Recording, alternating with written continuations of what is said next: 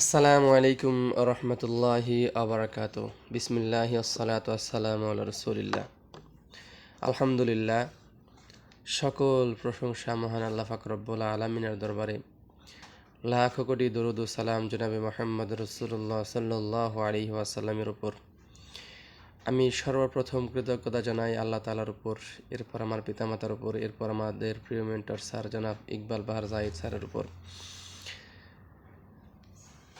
সর্বপ্রথম আমি আমার ক্ষুদ্র পরিচয় তুলে ধরছি। আমার নাম হাফেজ মাওলানা মোহাম্মদ আবু তাহের।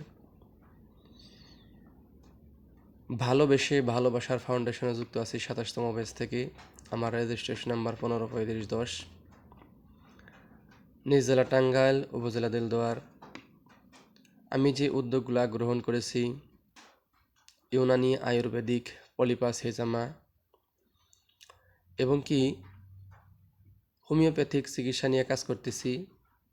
এর পাশাপাশি মাশরুম চাষ করতেছি, মধু, ঘি, চিয়া সিড এগুলো নিয়েও কাজ করতেছি। আমার একটা পেজ আছে কবিরাজ ঘর, সকলেই ভালোবেসে ঘুরে আসবেন। এ পর্যায়ে স্যারের দেওয়া সেশন থেকে আমি একটা সেশন পাঠ করে শোনাচ্ছি। পরিশ্রমী কাউকে আমি জীবনে কখনো হারতে দেখিনি।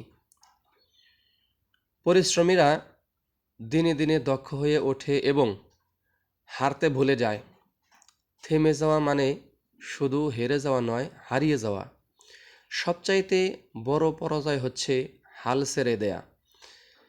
ছেড়ে দিয়ে কখনো জেতা যায় না। ধরে রেখে এবং লেগে থেকে হার জিত নির্ধারিত হয়। মেধা অবরিত থাকলে মেধা অব্যবহৃত থাকলে বৃথা যায়, কিন্তু কম মেধা থাকলেও পরিশ্রম কখনো বৃথা যায় না। প্রতিটি শিক্ষা জীবনে কোনো না কোনো কাজে লাগে। নিরন্তর শেখা মানুষকে ধৈর্যশীল, পজিটিভ ও আলোকিত করে। Presence is power.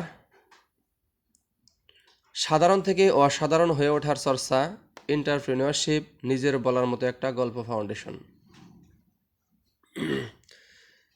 একটা প্রবাদ পড়ছিলাম, পরিশ্রম সৌভাগ্যের প্রসূতি। যে জাতি যত বেশি পরিশ্রমী, সে জাতি তত বেশি উন্নত। আমরা পরিশ্রম করতে চাই না, কিন্তু সফলতা চাই। পরিশ্রম ছাড়া কখনোই সফলতা আশা করা যায় না। স্যারে যে কথাগুলা বলছেন, প্রত্যেকটা কথার মধ্যে যুক্তি আছে, প্রত্যেকটা কথাই বাস্তব। তো আমার যতই যোগ্যতা থাকুক, যতই আমি জ্ঞান অর্জন করি, কিন্তু ওই জ্ঞানটা যদি সঠিকভাবে কাজে না লাগাই, কখনোই সফলতা আমাকে ধরা দেবে না। সফলতা এমনি এমনি আসে না, সফলতা পরিশ্রমের মাধ্যমেই আসে। তো আমি আর কথা বাড়াবো না, আজকে এ পর্যন্তই।